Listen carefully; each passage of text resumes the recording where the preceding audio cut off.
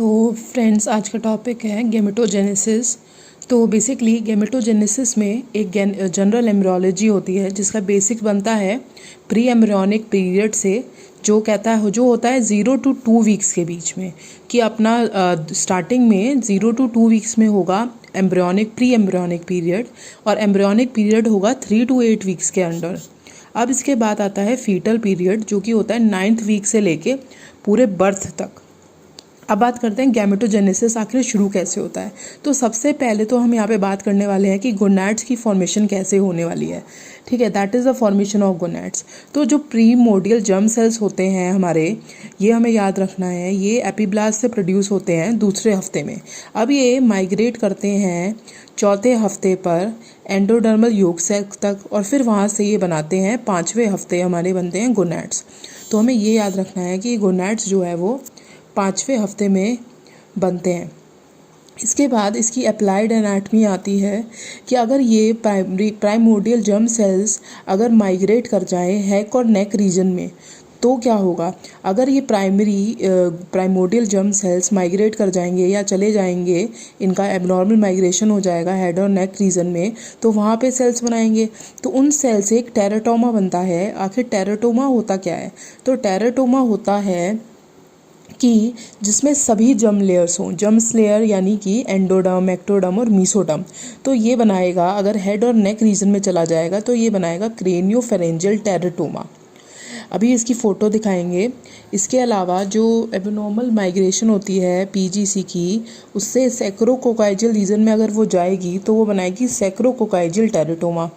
अब होता क्या है कि अगर पूछ लेते हैं कि अगर सैक्रोकोकाइजियल टेराटोमा जो है, जैसे कि डीएनबी में पूछा गया है 2018 के, कि क्या रीज़न है सैक्रोकोकाइजियल टेराटोमा के बनने के, तो पहला तो यही हो गया कि भी हमारा प्राइमोर्डियल जर्म सेल्स रह जाएगा। दूसरा होता है कि आपका प्राइमिटिव स्ट्रीक जो है, जो आगे जाके हमारी 3rd वीक में बन रही होती है, वो भी बची रह जाए। अगर वो भी बची रह जाएगी तो भी आपका सैक्रोकोकाइजियल टेराटोमा बन सकता है, या क्रेनियोफेरेंजियल टेराटोमा के भी यही रीजंस होते हैं। अब ये जो फोटो है ये ब्लैक एंड वाइट है। इसमें ये एक फीटस का आप हाथ देख सकते हो, ये उसका हेड पार्ट है। तो ये क्रेनियोफेरेंजियल टेराटोमा को बता रहा है कि उसका क्रेनियोफेरेंजियल टेराटोमा बन गया। अब हम बात करेंगे कुछ बेसिक टर्मिनोलॉजीज़ की, जैसे टोटीपोटेंट सेल्स होते हैं। ये क्या होते हैं कि आपका कोई भी एक सेल ऐसी पोटेंशियल रखता है कि वो पूरा का पूरा एम्ब्रियो बना सकता है, पूरा एम्ब्रियोनिक टिश्यू बना सकता है 8 सेल तक की स्टेज तक। फिर आते हैं प्लूरीपोटेंट सेल्स। ये क्या करते हैं कि ये एबिलिटी रखते हैं कि ये सारी तरह की जर्म लेयर्स को बना देंगे। ठीक है, जिसे कि एग्जाम्पल होता है प्राइमोर्डियल जर्म सेल, जो कि टेराटोमा भी बना रहा था। अब आते हैं मल्टीपोटेंट सेल्स, यानी कि हिमेटोपोएटिक स्टेम सेल्स, जो कि एक ही कैटेगरी के बहुत सारे सेल्स बनाते हैं।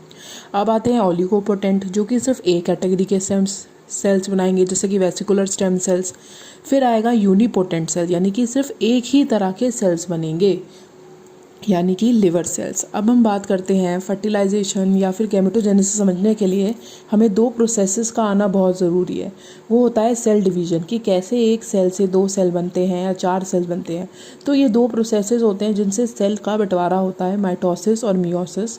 तो माइटोसिस को हम इक्वेशनल डिवीज़न भी कहते हैं। इसका मतलब ये भी है कि हम जितने डिवाइड करेंगे 1 से 2 बनते हैं, 1 से 2 बनते हैं, और दोनों ही बराबर बनते हैं, आधे अधूरे नहीं बनते।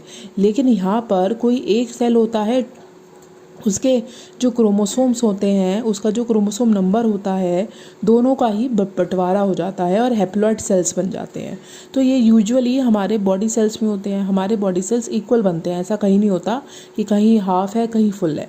लेकिन जो जर्म सेल्स होते हैं वो बनते हैं हमारे हमेशा हाफ नंबर ऑफ टर्म्स में। अब जो हमारे माइटोसिस होता है उसमें कभी भी क्रॉसिंग ओवर नहीं होगी।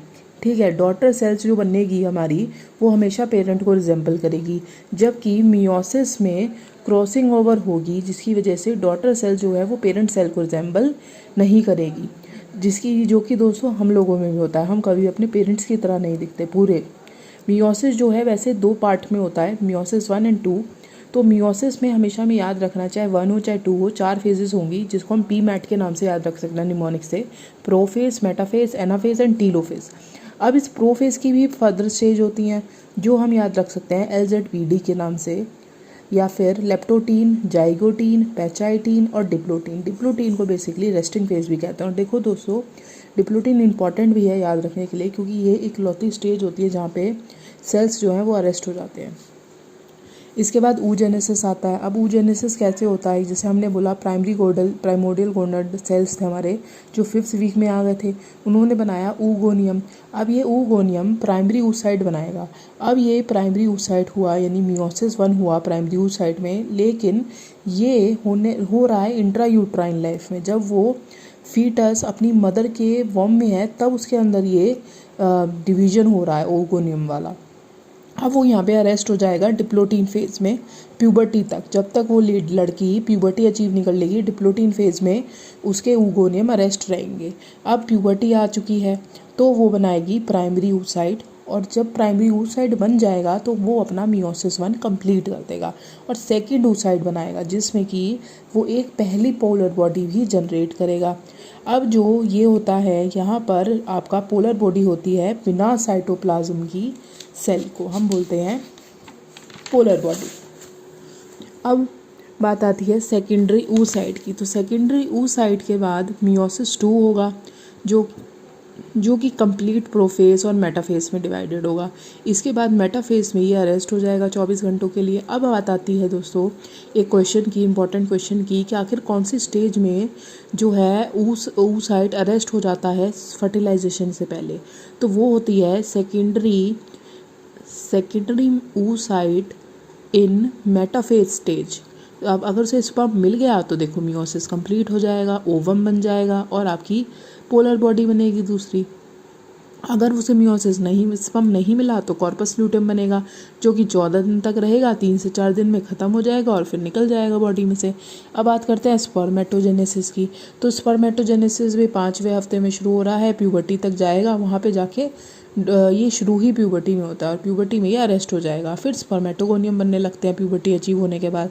5 से 7 साइकिल होती हैं, एक स्पर्मेटोसाइट बनता है। अब इस एक स्पर्मेटोसाइट से सेकेंडरी स्पर्मेटोसाइट बनेंगे और वो स्पर्मेटोसाइट 4 स्पर्मेटोजोआ बना देंगे। अब हमें याद रखना है कि कोई पोलर बॉडी नहीं बनती स्पर्मेटोजेनेसिस में, ना ही, और एक प्रोसेस होता है स्पर्मियोजेनेसिस, जिसको हम बोलते हैं कि स्पर्मेटिड से स्पर्म बनता है। एक होता है, यहाँ एक बात और याद रखनी है कि एक स्पर्मेटोसाइट 4 स्पर्मेटोजोआ बना सकता है, और बल्कि एक स्पर्मेटोगोनियम 64 से 512 स्पर्मेटोजोआ बना देगा। अब सीक्वेंसेस याद रखने बहुत ज़रूरी हैं। प्राइमरी गोडियल सेल हो गए हमारे, गोनेट सेल्स हो गए, स्पर्मेटोगोनियम हो गया, स्पर्मेटोसाइट बनेगा, फिर स्पर्मेटिड बनेगा, फिर स्पर्मेटोजोआ बनेगा। अब बात कर लेते हैं स्पर्मेटोजोआ की और oogenesis की। तो हमेशा ऑनसेट है, देखो ये प्यूबर्टी में शुरू होता है और ये शुरू होता है इंट्रायूट्राइन लाइफ में, और इसमें कोई पोलर बॉडी नहीं होती, इसमें पोलर बॉडी होती है। इसमें ये जो होता है स्पर्मेटोजेनेसिस, वाइक स्पर्मेटोसाइट 4 स्पर्मेटोजोआ बना देगा, जबकि ये एक oocyte एक ओवम बनाएगा। अब एक लाइनर है जो हम ज़्यादा ज़रूरी हमें याद रखना, जैसे स्पर्मेटोजेनेसिस है कि स्पर्म की जो बनने के प्रोसेस है उसको स्पर्मेटोजेनेसिस बोलते हैं, और ये जाके कंप्लीट होता है 74 डेज़ में। ये कुछ हमें रिसेंटली अपडेट है जो याद रखनी है। उसके बाद आता है ल्यूटेनाइजिंग हार्मोन यानी LH हार्मोन, जिसकी जो सर्ज होती है या जो फॉल होती है, जो राइज होती है, वो ओव्यूलेशन के 36 घंटे पहले शुरू हो जाती है, और जो उसकी पीक होती है यानी हाईएस्ट रेंज होती है वो आती है 12 घंटे पहले ओव्यूलेशन के। अब एक चीज़ और इम्पॉर्टेंट है जो याद रखनी है कि आपका फर्टाइल पीरियड कौन सा होता है। हम सोचते हैं कि जो डे ऑफ ओव्यूलेशन है वही फर्टाइल पीरियड है, नहीं, ऐसा नहीं होता। 3 दिन होते हैं, 2 दिन होते हैं पहले ओव्यूलेशन के और 1 दिन होता है ओव्यूलेशन के बाद का।